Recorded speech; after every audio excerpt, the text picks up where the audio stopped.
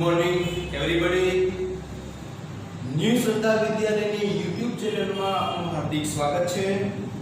હવે આજે આપણે ધોરણ 12 કોમર્સમાં નામો વિષયમાં આપણે આગળ જઈએ. તો સૌથી પ્રથમ નામોની અંદર પેપર સ્ટાઇલ કેવી હોય, ચેપ્ટરમાંથી કેટલું પૂછાશે એના વિશે પહેલા આપણે આગળ જોઈએ.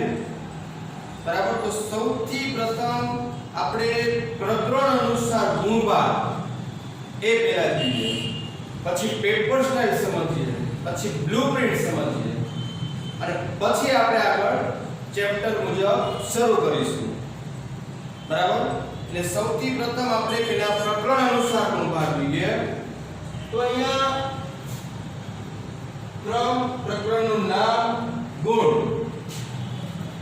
પાર્ટ 1 એમાં 7 ચેપ્ટર, પાર્ટ 2 એમાં 6 ચેપ્ટર, એટલે ટોટલ 13 ચેપ્ટર આપણા એકાઉન્ટની અંદર રહેશે. હવે પ્રથમ ચેપ્ટર ભાગીદારીનો વિષય પ્રવેશ 4 માર્ક, ભાગીદારી પેઢીના વાર્ષિક હિસાબ 11 માર્ક. તો અહીંયા આપણે એમ કહીએ કે ભાગીદારી વિષય પ્રવેશ એટલે શું કહેવાય? તો 11મા ધોરણની અંદર આપણે એક વ્યક્તિ હિસાબ કેવી રીતે લખે છે આપણે એ જોઈ ગયા. અહીંયા આપણે ભાગીદારીના હિસાબો વિશે જોવાનું આવશે. તો ભાગીદારી એટલે શું? તો તમે જાણો છો કે ઓછામાં ઓછા 2 વ્યક્તિ અને વધુમાં વધુ 50 વ્યક્તિ દ્વારા જે ધંધો શરૂ કરવામાં આવે એને આપણે ભાગીદારી કહી શકીએ. અને ભાગીદારીમાં એક કરતાં વધારે વ્યક્તિ હશે એને ભાગીદારી કહેવાય. તો ભાગીદારીની અંદર કેવી રીતે હિસાબો લખવા એ આપણને આ બંને ચેપ્ટરની અંદર કહેવામાં આવશે. પ્રથમ ચેપ્ટર તો કે ભાગીદારીની અંદર કઈ રીતે આપણે ખાતા દોરવાના હોય, એમાં શું જરૂર પડે એના વિશે આપણે જોવાનું આવશે. બીજા ચેપ્ટરની અંદર વાર્ષિક હિસાબ, એટલે આમ જોવા જાવ તો બંને ચેપ્ટર એકબીજા ઉપર કનેક્ટેડ ચેપ્ટર છે કે પહેલું ચેપ્ટર તમને આવડે તો જ તમને બીજું ચેપ્ટર આવડે. બરાબર. અને જે તમે 11મા ધોરણમાં વાર્ષિક હિસાબો જોઈ ગયા છો તો એવી જ રીતના અહીંયા ભાગીદારી વાર્ષિક હિસાબ આવશે. એના કરતાં થોડું આગળ વધારે કે એક વ્યક્તિ માટે આપણે 3 ખાતા બનાવતા હતા, અહીંયા આપણે ભાગીદારી પેઢીના હિસાબો છે એટલે આપણે 5 કે 6 ખાતા બનાવવાના આવશે. બરાબર. પછી ત્રીજું ચેપ્ટર છે પાઘડીનું મૂલ્યાંકન. પેઢીનું અદ્રશ્ય મિલકત છે. પાઘડી એટલે પેઢીની પ્રતિષ્ઠા મૂલ્ય દર્શાવતી અદ્રશ્ય મિલકત. કે પાઘડી શું કહેવાય, કેવી રીતે ધંધામાં ઊભી થાય પાઘડી, તો એના વિશે જોવામાં આવશે. કયા ધંધામાં કેવી રીતે પાઘડી મળે, પાઘડીનું મૂલ્ય કેવી રીતે નક્કી કરવું, એક સૂત્ર મુજબ આપણે આખું ચેપ્ટર ચાલશે. પછી ભાગીદારી પુનર્ગઠન કે જે 5 માર્કનું. ભાગીદારી પુનર્ગઠન એટલે શું કહેવાય? તો પુનર્ગઠન એટલે ફેરફાર કરવો. ભાગીદારીમાં ફેરફાર મતલબ તો કે અહીંયા તમે કોઈ પણ ફેરફાર કરવા માંગો છો, માની લો કે નફા નુકસાનના પ્રમાણમાં ફેરફાર કરવા માંગો છો, તે પુનર્ગઠન થયું. 2 વ્યક્તિ હોય તમે ત્રીજાને પ્રવેશ આપો, 5 વ્યક્તિ હોય છઠ્ઠાને પ્રવેશ આપો, એટલે ટૂંકમાં ભાગીદારો બદલશો તે પુનર્ગઠન કહેવાય. કોઈ ભાગીદારને છૂટો કરશો તો પુનર્ગઠન કહેવાય. એટલે ટૂંકમાં ભાગીદારીમાં ફેરફાર એને આપણે ભાગીદારી પુનર્ગઠન કહી શકીએ. બરાબર. ત્યાર પછી ભાગીદારનો પ્રવેશ, પાંચમું ચેપ્ટર જેના 9 માર્ક છે. તો ભાગીદારનો પ્રવેશ એમાંથી એક દાખલો 8 માર્કનો હોય અને બાકીનો એક પ્રશ્ન MCQ હોય. તો ભાગીદારી પ્રવેશની અંદર એટલે શું? તો ભાગીદારી પ્રવેશ એટલે કે 3 ભાગીદારો બિઝનેસ કરતા હોય અને એકને ઉમેરો કરવામાં આવે, એકનો પ્રવેશ આપવામાં આવે તો એને ભાગીદારી પ્રવેશ કહીએ છીએ. તો જ્યારે આપણે ભાગીદારનો પ્રવેશ થાય ત્યારે આપણે કેટલી બાબતો ધ્યાનમાં લેવી જોઈએ, એને કેટલી મૂડીથી આપણે પ્રવેશ આપીશું, એનો હિસાબ કેવી રીતે કરીશું, જૂના ભાગીદારનો જે મિલકતો છે એમાં હિસાબ કેવી રીતે કરીશું, એના વિશે આપણે જોવામાં આવશે. પછી ભાગીદારની નિવૃત્તિ, છઠ્ઠું ચેપ્ટર ભાગીદારની નિવૃત્તિ, એ પણ 9 માર્કનું, એમાં પણ એક દાખલો 8 માર્કનો અને એક એમસીક્યુ અથવા એક બે વાક્યમાં. એટલે એની અંદર આપણે નિવૃત્તિ એટલે શું કહેવાય? તો નિવૃત્તિ એટલે કે કોઈ પણ ભાગીદાર છૂટો થાય પેઢીમાંથી. 3 ભાગીદાર હોય એમાંથી એક છૂટો થાય. તો જ્યારે ભાગીદાર છૂટો થાય એને નિવૃત્તિ આપણે કહીએ છીએ. તો નિવૃત્તિ વખતે આપણે નિવૃત્ત ભાગીદારને કેટલા રૂપિયા આપવા એનો હિસાબ કેવી રીતે કરવો, બરાબર? કારણ કે એને જે મૂડી કાઢેલી હોય એમાં એની મૂડી આપણે આપવી પડશે. પછી મિલકતોની કિંમતોમાં વધારો થતો હોય તો એ મિલકતની કિંમત જે વધતી હોય એમાં એને ભાગ આપણે આપવો પડશે, બરાબર? એટલે એવી રીતના આખો હિસાબ કરવો પડશે નિવૃત્તિની અંદર. એટલે એમાં કેમ હિસાબો લખવા આપણે જોઈશું. ત્યાર પછી 7મું ચેપ્ટર આપણું ભાગીદારીનું વિસર્જન, 8 માર્ક. તો ભાગીદારી પેઢીનું વિસર્જન એટલે શું? તો વિસર્જન શું કહી શકીએ? તો વિસર્જન એટલે પેઢી બંધ કરવી. તો પેઢી બંધ કરવામાં આવે ત્યારે આપણે કેવી રીતે હિસાબ લખવો? તમે વિચારી શકો છો જ્યારે પેઢી બંધ કરવામાં આવે ત્યારે આપણે સૌથી પ્રથમ તો જે આપણી મિલકતો હોય વેચવી પડે, બહારનું દેવું હોય ચૂકવવું પડે. તો અહીંયા આપણે મિલકતો વેચશું, દેવા ચૂકવશું અને છતાં જો રૂપિયા વધશે એ ભાગીદારો વચ્ચે ડિવાઈડ કરી દઈશું, ભાગીદારોને આપણે વહેંચી દઈશું, બરાબર? એટલે વિસર્જનની અંદર પેઢી બંધ કરતી વખતે કેમ હિસાબો લખવા એ જોવામાં આવશે. એટલે એકંદરે આપણો આખો પ્રથમ ભાગ ભાગીદારીને લગતો છે, જોઈ શકો છો તમે, જો, બરાબર? સૌથી પ્રથમ બે ચેપ્ટર તો ભાગીદારો હિસાબ કેમ લખે, પેઢી ચાલુ હોય ત્યારે હિસાબ કેમ લખે, પછી પાઘડી કેવી રીતે ઊભી થાય, પાઘડી શું કહેવાય, કયા ધંધામાં કેવી રીતે ઊભી કરવી, પછી પુનર્ગઠન એટલે કે ભાગીદારીમાં ફેરફાર કેવી રીતે ફેરફાર કરશો, બરાબર? તો પછી ભાગીદારનો પ્રવેશ, એકને પ્રવેશ આપો અથવા અમુક ભાગીદારને છૂટા કરો એટલે કે નિવૃત્તિ, અથવા ભાગીદારી પેઢી બંધ કરો તો હિસાબ કેવી રીતે લખવા. એટલે ટૂંકમાં પેઢી ચાલુ હોય ત્યારથી માંડી પેઢીમાં કેટલા ફેરફારો કરો છો અને છેલ્લે પેઢી બંધ કરો છો ત્યાં સુધીના બધા જ હિસાબો આપણે પાર્ટ 1 ની અંદર આપણે જોવાના આવશે, બરાબર? ત્યાર પછી પાર્ટ 2 માં જોઈએ શેર મૂડીના વ્યવહારો. તો એની અંદર શેર એટલે શું કહેવાય? તો કે શેર એટલે કંપનીને નાણાં મેળવવા માટે જે શેર બહાર પાડશે એની વાત કરવામાં આવશે. તો તમે 11મા ધોરણમાં જોઈ ગયા કે શેર અને ડિબેન્ચર શું કહેવાય, બરાબર? તો કંપની જ્યારે નાણાં મેળવવા માટે શેર બહાર પાડે છે ત્યારે એને આમનોંધ કેવી રીતે કરવી, કેવી રીતે મૂડી મેળવશે, કેવી રીતે આમનોંધ કરવી એના વિશે જોવામાં આવશે. જેનો એક દાખલો 8 માર્કમાં હશે, બરાબર? 2 માર્કની થિયરી હશે. પછી 9મું ચેપ્ટર ડિબેન્ચર, જેવી રીતે શેર બહાર પાડે છે એવી જ રીતના ડિબેન્ચર બહાર પાડશે. તો ડિબેન્ચર બહાર પાડે ત્યારે આમનોંધો કઈ કરવી, કેટલી રીતે ડિબેન્ચર બહાર પાડી શકશે, કેવા કેવા સંજોગો ઊભા થશે એ જોવામાં આવશે. જે 8 માર્ક પણ એના ટૂંકા દાખલા હશે, 2 માર્કમાં 3 માર્કમાં.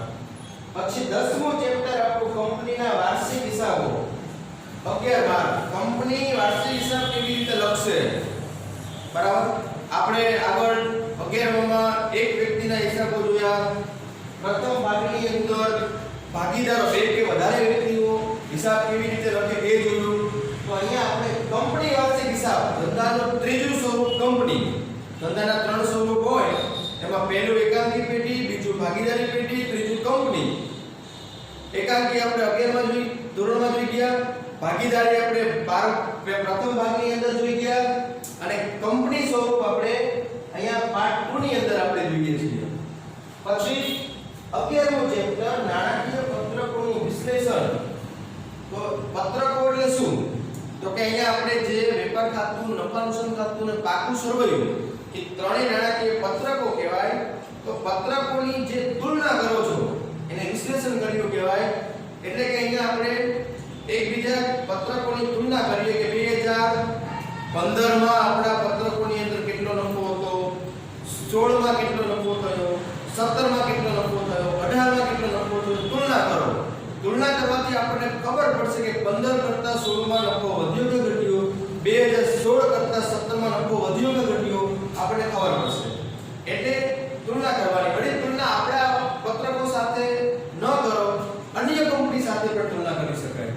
માની લો કે અહીંયા આપણે એમ કહીએ કે સેમસંગ કંપની એલજી કંપની સાથે તુલના કરી શકે કે એલજી કંપનીનું વેચાણ 2015 માં કેટલું હતું, એનો નફો કેટલો હતો, સેમસંગ કંપનીનો નફો વધ્યો કે ઘટ્યો એલજી કરતા, એટલે એ તમે અહીંયા તુલના કરી શકો છો. એવી રીતના આવશે, તુલના કરવાની આવશે. આગળના વર્ષ સાથે તુલના કરો અથવા બીજી કંપની સાથે તુલના કરો. કંપનીને ખબર પડે કે આપણી પ્રગતિ થાય છે કે કેમ. પછી 12મું ચેપ્ટર હિસાબી ગુણોત્તરો, જે 8 માર્ક ગુણોત્તરો મતલબ તો કે અહીંયા તમારું સૂત્ર આધારિત આખું ચેપ્ટર છે. તમને એ સમજવા મળશે કે કાચો નફો કેટલા ટકા થાય છે, ચોખ્ખો નફો કેટલા ટકા થાય છે, ખર્ચ કેટલા ટકા થાય છે, એ દર્શાવશે તમને.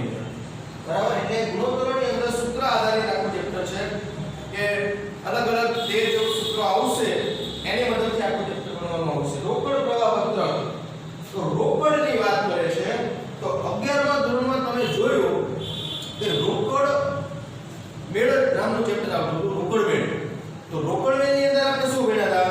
તો કે કેટલી રોકડ આવે છે, કેટલી જાય છે, કેટલી વધે છે. બરાબર, એના વિશે આપણે જોયું કે રોકડ સિલક આપણે કેટલી મળશે આપણને. તો રોકડ પ્રવાહ પત્રકમાં આપણે એ જ જોવાનું છે કે કંપનીની અંદર કેવા વ્યવહારો કરવાથી રોકડ આવી અને કેવા વ્યવહારો કરવાથી રોકડ ગઈ, આવક જાવક અહીંયા કેવી રીતે થાય છે એ વિશે જોવાનું. માની લો કે કંપની મિલકત ખરીદે તો રોકડ જાય છે. પછી આપણે કહીએ શેર બહાર પાડે તો રોકડ આવશે. કંપનીએ લોન લીધી તો રોકડ આવશે. પછી કંપનીએ કોઈ પણ લેણદારોને ચૂકવ્યા તો રોકડ જશે. એટલે ટૂંકમાં રોકડની આવક જાવકની વાત કરવામાં આવશે રોકડ પ્રવાહ પત્રકની અંદર. બરાબર, એટલે આ રીતે આપણો પાર્ટ 2 છે. પણ તમે સમજી શકો છો કે પાર્ટ 2 આપણો કંપની સ્વરૂપ છે. જો પાર્ટ 1 ભાગીદારી, પાર્ટ 2 કંપની કેવી રીતે હિસાબ લખે, બરાબર, એના વિશે આપણે જોવાનું છે. એટલે આવી રીતે આપણું એકાઉન્ટ 12મા ધોરણનું બે ભાગમાં વહેંચાયેલું છે, ભાગીદારી અને કંપની. હવે આપણે પ્રકરણ અનુસાર ગુણપાઠ જોયા પછી પેપર સ્ટાઇલ જોઈએ કે કેવી રીતના આપણી પેપરનું માળખું હશે. તો આમ જુઓ તો 11મા ધોરણ જેવું જ એને મળતું છે, પણ એ ચેપ્ટર ફરે છે એટલે થોડું દાખલાનું વેઇટ પણ પડશે. બરાબર, તો આપણે જોઈએ કે સેક્શન A ની અંદર તો કે MCQ 10 માર્ક, પછી સેક્શન B ની અંદર એક બે વાક્યમાં 10 માર્ક, જે 11મા ધોરણમાં હતું તે 80 માર્કનું પેપર હતું એટલે 8 પૂછાતું હતું બંનેમાંથી. અહીંયા 8 માર્ક હતા અને એક બે વાક્યમાં પણ 8 માર્ક હતું. પછી વિભાગ C ની અંદર 3 ગુણના દાખલા અથવા થિયરી. 3 ગુણના દાખલામાં કેવા હોય? તો કે અહીંયા માની લો કે એક દાખલો અહીંયા ભાગીદારીનો હોઈ શકે, 3 માર્કનો ભાગીદારીનો દાખલો હોય, પછી પાઘડીનો દાખલો પૂછાતો હોય, પછી ભાગીદારીનું પુનર્ગઠન એમાંથી એક દાખલો પૂછાતો હોય. એની ચર્ચા હું અત્યારે ડીપમાં નથી કરતો, પણ તમને 3 માર્ક્સના દાખલા હોય અને ક્યારેક એકાદો પ્રશ્ન પણ થિયરીનો નીકળી શકે. બરાબર, આમનો લખવાનો હોય, સૂત્રવાળા દાખલા આવશે. બરાબર, પછી વિભાગ B ની અંદર 4 ગુણના દાખલા. બરાબર, એમાંથી પણ કયા ચેપ્ટરમાંથી કેવો પૂછાશે એની ચર્ચા આપણે અત્યારે નહીં કરીએ, કારણ કે તમને યાદ પણ નહીં રહે. હું એમ કહું છું રોકડ પ્રવાહ પત્રકમાંથી 4 માર્કનો દાખલો આવશે. બરાબર, હું બધા ચેપ્ટરો બોલી દઈશ તો તમને યાદ નહીં રહે, એટલે ઈ પાછો આપણે આગળ જોઈએ. આમાંથી થિયરી પૂછાતી નથી. બરાબર, બધી જો થિયરી તમારી પૂછાય તો 3 ગુણમાં ક્યારેક એકાદો પ્રશ્ન નીકળી શકે. બરાબર, હવે આપણે વિભાગ E ની અંદર જોઈએ તો E માં 8 ગુણના દાખલા 24 માર્ક. તો કેટલા હોઈ શકે તમે વિચારી શકો છો કે 3 દાખલા હશે. જો 3 દાખલા કયા કયા ચેપ્ટરમાંથી પૂછાય? તો કે એક પ્રવેશમાંથી હોય, એક ભાગીદારી નિવૃત્તિમાંથી હોય અને એક શેર મૂડીમાંથી. ત્રણેયમાંથી એક એક દાખલો પૂછાશે. એટલે 8 13 24 માર્ક એ થયા. બરાબર, પછી છેલ્લો વિભાગ F વિભાગ 11 ગુણના દાખલા 22 માર્ક. એટલે હવે તમે વિચારી શકો કે કયા દાખલા હોય.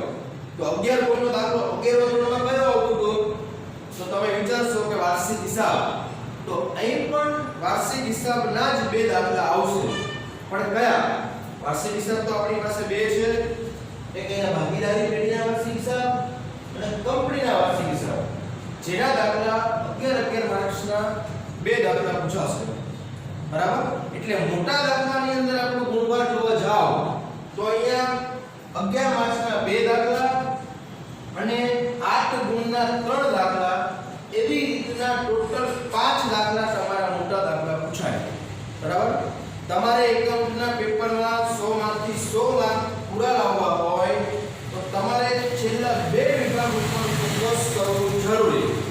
કારણ કે જો તમારા વાર્ષિક હિસાબ તમે જાણો છો કે 11મા ધોરણમાં ઘણી બધી મહેનત કરતા હતા ત્યારે વાર્ષિક હિસાબ ભણતો હતો, તો એવી જ રીતના અહીંયા પણ તમારે વાર્ષિક હિસાબમાં થોડી મહેનત કરવી પડશે. કારણ કે તમારા જે હવાલા આપેલા હોય એમાંથી તમે એક ભૂલ કરશો એટલે તમારો દાખલો મળવાનો નથી. પછી સીધા 11 માંથી 8 માર્ક તમને મળે, 3 માર્ક તમારે કપાઈ શકે. એટલે તમારે એવી મહેનત કરવાની કે વાર્ષિક હિસાબની અંદર તમારો ક્યાંય કચાશ ન રહેવી જોઈએ. ભાગીદારીના વાર્ષિક હિસાબો થોડું અઘરું ચેપ્ટર કહી શકો. કંપનીના વાર્ષિક હિસાબ ઈ સરળ છે, એ બધાને મળી જશે. એવરેજ સ્ટુડન્ટ હશે તો પણ એ મળી જશે. પણ એક વાર્ષિક હિસાબ મેળવવો થોડો મુશ્કેલ છે, બરાબર. જે બહુ હોશિયાર સ્ટુડન્ટ હશે એને મળશે, બરાબર. અને થોડી મહેનત કરશો, કોઈ કામ ઇમ્પોસિબલ હોતું નથી, પણ મહેનત તમારી માંગી લેશે, બરાબર. પછી અહીંયા 8 ગુણના જે 3 દાખલા પૂછાય એ ત્રણેય દાખલા આમ જોવા જાવ તો વાર્ષિક હિસાબથી કમ નથી.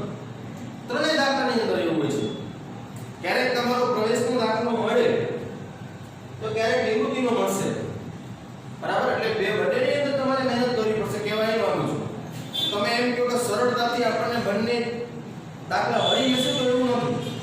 શેર બોર્ડની અંદર પણ એવું છે કે એમાં પણ તમારે થોડી મહેનત કરવી પડશે, બરાબર. ત્રણેય દાખલા 8 માર્કમાં 3 નિયમા વાર્ષિક હિસાબ જેટલી મહેનત કરવી પડશે. તમે વિચારી શકો છો કે આપણી પાસે અહીંયા જે આ ચેપ્ટર છે એ ફોકસ કરવું પડશે વધારે. પછી ભાગીદારી પ્રવેશ, ભાગીદારી નિવૃત્તિ અને શેર મૂડીના વ્યવહારો, આટલા ચેપ્ટર ઉપર તમારે સૌથી વધુ ભાર આપવો પડશે. બીજા બધા ચેપ્ટરો તમને આવડી શકે, એમાં તમારી ભૂલોની શક્યતાઓ ઓછી થાય, પણ આટલા ચેપ્ટર ઉપર તમારે વધારે ધ્યાન આપવું પડશે, બરાબર. પછી વળી પાછું કેવું જો તમને એ સમજાવું કે આપણે જ્યારે સિલેબસ ચલાવશું ત્યારે આ બંને ચેપ્ટર કનેક્ટેડ ચેપ્ટર છે કે પ્રથમ ચેપ્ટર આવડે તો જ બીજું આવડે, બરાબર. પછી 3 થી માંડીને 6 સુધી એકબીજા ઉપર કનેક્ટેડ ચેપ્ટર છે. કે ચારે ચેપ્ટર કે તમે ત્રીજા ચેપ્ટરનું જે ભણશો એ ચોથામાં આવશે, ત્રીજું ચોથું પૂરું કરશો એટલે પાંચમામાં આવશે, અને 3 4 5 પૂરું કરશો એ છઠ્ઠામાં આવશે. એટલે ચારે ચેપ્ટર તમારા એકબીજા ઉપર આધારિત ચેપ્ટર છે. પછી વિસર્જન, તો વિસર્જનના કોઈ લેવા દેવા નથી, આગળના કોઈ ચેપ્ટર સાથે લેવા દેવા નથી. વિસર્જનમાં પેઢી બંધ કરવી ત્યારે આપણે શું કરવું એના વિશે લખવામાં આવશે. એટલે એ કોઈ કનેક્ટેડ ચેપ્ટર નથી, આધારિત ચેપ્ટર નથી. પછી જોવા જાવ તો અહીંયા એટલે પ્રથમ ભાગ આનો આ રીતે કરો. પછી પાર્ટ 2 ની અંદર જે શેર મૂડી અને ડિબેન્ચર, તેમાં તમે જે શેર બહાર પાડશો ત્યારે જે આમનોંધ કરશો એને જ રીતના ડિબેન્ચર બહાર પાડતી વખતે આમનોંધ થશે. કનેક્ટેડ ચેપ્ટર છે શેર ઉપર એ બને છે. પછી કંપનીના વાર્ષિક હિસાબ, પત્રકોનું વિશ્લેષણ, આ બધા ચેપ્ટરો તમારા કનેક્ટેડ થશે. રોકડ પ્રવાહ આખો અલગ છે, પણ તો પણ એટલું કરી શકું કે 10મું ચેપ્ટર તમે વ્યવસ્થિત કરો એટલે 11મું તમને સરળતાથી આવડી જશે, બિલકુલ સરળતાથી આવડી જશે. પછી 12મું 13મું ચેપ્ટર પણ વાર્ષિક હિસાબ ઉપર થોડુંક આધારિત ચેપ્ટર કહી શકો, કારણ કે એની જે ફોર્મેટ છે એમાં કામ લાગવાનું છે, બરાબર. એટલે આપણે અહીંયા એવું હું એટલા માટે આધારિત ચેપ્ટર સમજાવું છું કે તમે ઘણી વખત કેવું વિચારતા હોય કે આપણે પ્રથમ ચેપ્ટર ભણવું નથી, બીજા ચેપ્ટરમાં હું મહેનત કરીશ, તો એ ભૂલી જજો. તમારે પ્રથમ ચેપ્ટર વ્યવસ્થિત કરશો તો બીજું ચેપ્ટર આવડશે. પછી ત્રીજું ચેપ્ટર તમે વ્યવસ્થિત કરશો તો આગળના ચેપ્ટર 3 4 5 6 આવડે, 4 5 6 આવડે. એટલે તમારે એવું વિચારવાનું કે એકાઉન્ટની અંદર એક પણ ચેપ્ટર છોડવા જેવું નથી, બરાબર. આંકડાશાસ્ત્રમાં આપણે કેવું હોય કે તમે સૂચકાંક ચેપ્ટર ભણી ગયા પછી બીજું ચેપ્ટર સ્ટાર્ટ થઈ ગયું, પહેલું ચેપ્ટર તમને ન આવડતું હોય તો પણ તમને બીજું ચેપ્ટર આવડશે, ત્યાં તમને આવડી શકે, બરાબર. પહેલું ચેપ્ટર બિલકુલ આવડતું નથી તો બીજા ચેપ્ટરમાં તમને આવડી શકે. પણ અહીંયા એકાઉન્ટની અંદર કેવું છે કે પ્રથમ ચેપ્ટર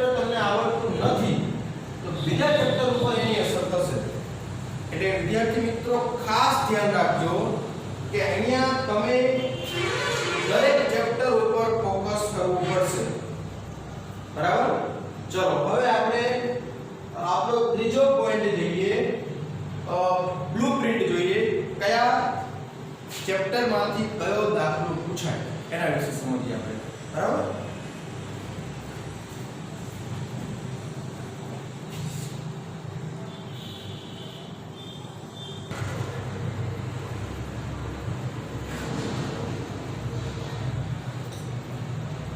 ચલો હવે આપણે નેક્સ્ટ ત્રીજો પોઈન્ટ આપણો બ્લુપ્રિન્ટ જોઈએ, કેવી રીતે પૂછાય. તો વિભાગો A B C D E F કેટલા વિભાગ થયા? તો કે 6. હવે આપણે ચેપ્ટર અનુસાર પહેલા ગુણવાનું મૂકીએ તો પહેલું ચેપ્ટર હતું 4 માર્ક, પછી 11, પછી 6 માર્ક, 5, પછી પ્રવેશ 9, નિવૃત્તિ 9 માર્કનું, પછી 8 માર્કનું, પછી પાર્ટ 2 8મું ચેપ્ટર, તો કે 8મું ચેપ્ટર હતું 10 માર્ક, પછી ડિબેન્ચર વાળું ચેપ્ટર 8 માર્ક, પછી કંપનીના વાર્ષિક હિસાબ 11 માર્ક, પછી 11 પછી 5 માર્ક, પત્રકોનું વિશ્લેષણ 5 માર્ક, પછી આવશે 8 માર્ક અને પછી 6. એવી રીતના આનો કાઉન્ટ કરો એટલે 100 થશે, બરાબર? 100 ગુણનું. પછી વિભાગ મુજબ જોવા જાવ તો પેપર સ્ટેલમાં તમે જોયું પહેલો વિભાગ કેટલા માર્કનો હતો? તો કે 10. પહેલો વિભાગ 10, બી વિભાગ 10, સી વિભાગ તો કે 16 માર્કનો છે, ડી વિભાગ તો કે 12 માર્કનો છે, સોરી સી વિભાગ 6 દાખલા હોય એટલે 18 માર્ક, પછી અહીંયા 16 હશે, 4 દાખલા છે, પછી ડી વિભાગની અંદર 3 દાખલા 8 માર્કના એટલે 24, પછી એફ વિભાગ તો કે 2 દાખલા વાર્ષિક હિસાબ એટલે 22. એટલે હવે પ્રશ્ન ક્રમાંક હવે તમે જોવા જાવ તો વિભાગ A દરેકના ગુણ જોવા જાવ તો વિભાગ A ની અંદર તો કે 1 ગુણનો એક પ્રશ્ન હોય, વિભાગ B તો કે એમાં 1 ગુણનો એક પ્રશ્ન, વિભાગ C તો કે એમાં 3 ગુણનો દાખલો હોય છે, બરાબર? એટલે 3 6 દાખલા પૂછાય. પછી વિભાગ D 4 ગુણનો એક દાખલો, વિભાગ E એ વિભાગ તો કે 8 માર્કનો એક દાખલો અને F વિભાગ તો કે 11 માર્કનો એક દાખલો. એટલે દરેકના ગુણ જોવા જાવ તો વિભાગ A બી 1 ગુણ, વિભાગ C 3 માર્ક, D વિભાગ 4 માર્ક, E વિભાગ 8 માર્ક, F વિભાગ 11 માર્ક. એવી રીતના છે. હવે આપણે પ્રશ્નો ક્રમાંક આપીએ તો 10 પ્રશ્નો પૂછાવાના વિભાગ A ની અંદર, તો 1 થી 10 પ્રશ્નો વિભાગ A, B વિભાગ 11 થી 20, C વિભાગ તો 18 માર્ક છે એટલે સમજી લો કે એમાં 6 દાખલા હશે એટલે 21 થી 26, 21, 22, 23, 24, 25, 26 6 દાખલા થયા.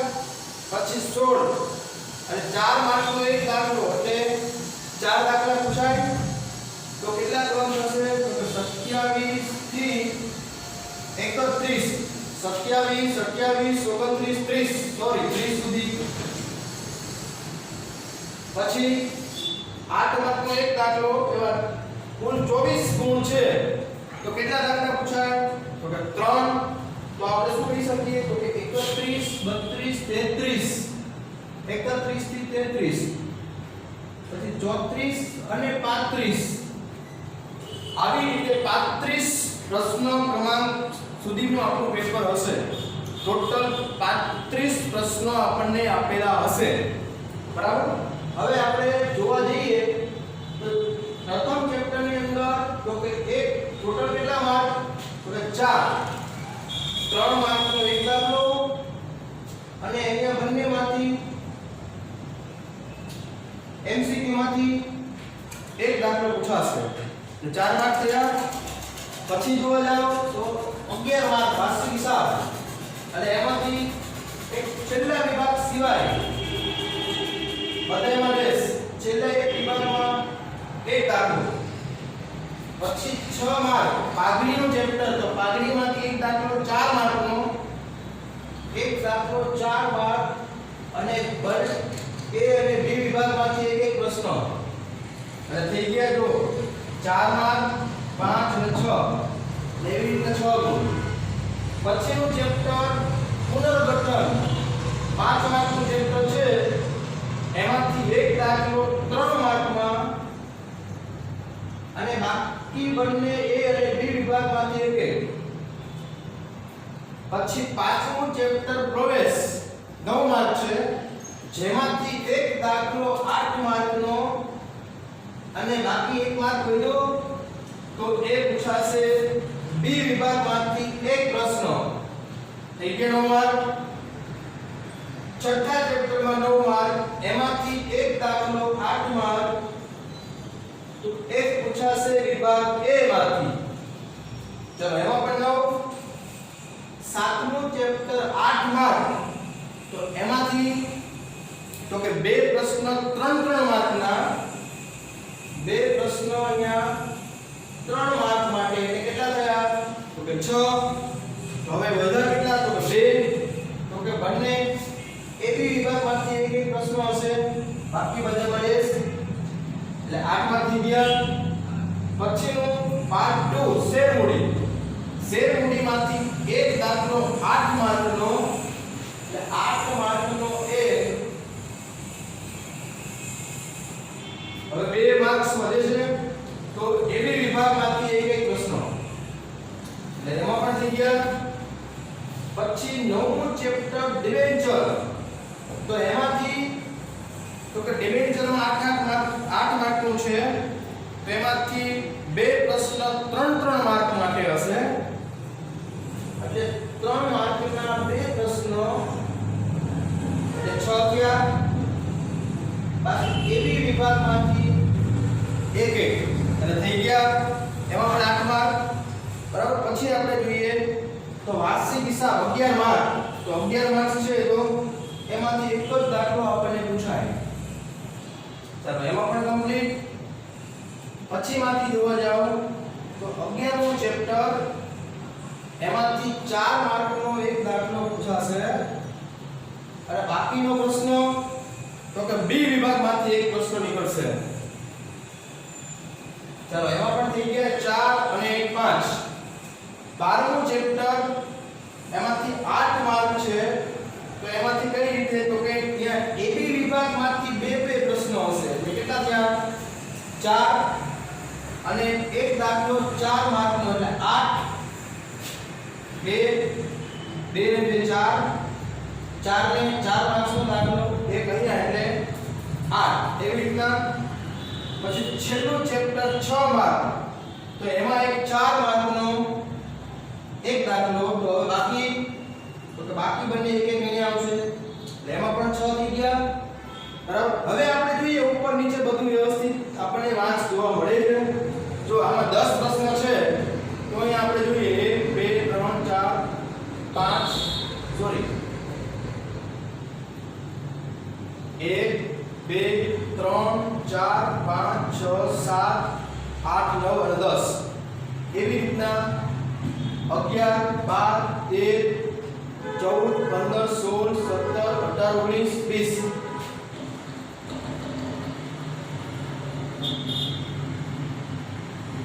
બરાબર ચાલો હવે એવી રીતના અહીંયા 21 22 21 થી 26 છે ને 21 22 23 24 25 26 થઈ ગયા પછી 27 28 29 30 પછી 31 થી 33 એટલે 31 32 33 પછી 34 અને 35 આવી રીતના આપણું પેપર હોય છે હવે આપણે જોઈએ કે પ્રથમ પ્રશ્ન ચેપ્ટર 1 નો જ હશે બીજો પ્રશ્ન ચેપ્ટર 3 નો જ હશે એટલે એવી રીતના 1 2 3 4 5 6 7 સાતમો પ્રશ્ન 9મા ચેપ્ટર નો જ હશે બરાબર પછી 8 9 10 10મો પ્રશ્ન તો કે 13મા ચેપ્ટર નો જ હશે પછી 11મો પ્રશ્ન તો અહીંથી ચાલુ થશે 11 12 13 14 15 15મો પ્રશ્ન 8મા ચેપ્ટરનો જશે એવી રીતના આખું ક્રમમાં ચાલશે હજી આગળ જઈએ 21 22 23 24 25 26મો પ્રશ્ન 9મા ચેપ્ટરનો જશે બરાબર પછી 27 28 29 12મા ચેપ્ટરનો એવી રીતના આખું પેપર ક્રમમાં જ ચાલશે બરાબર એટલે બ્લુપ્રિન્ટમાં એક પણ માર્ક્સનું આખું પાછું થઈ શકશે નહીં બરાબર તો આજે આપણે પ્રકરણ અનુસાર ગુણભાર એ આપણો પ્રથમ પોઈન્ટ હતો સેકન્ડ પોઈન્ટ આપણો પેપર સ્ટાઇલ અને થર્ડ પોઈન્ટ આપણો બ્લુપ્રિન્ટ આવી રીતના આપણે આજે આટલું આપણે રાખીએ છીએ હવે નેક્સ્ટ લેક્ચરની અંદર આપણે પ્રથમ ચેપ્ટર આપણું શરૂ કરીશું કે જે ભાગીદારીના હિસાબો એના વિશે આપણે આગળ જઈશું ચલો હવે અહીંયા લેક્ચર આપણે રાખીએ છીએ જય ગુરુદેવ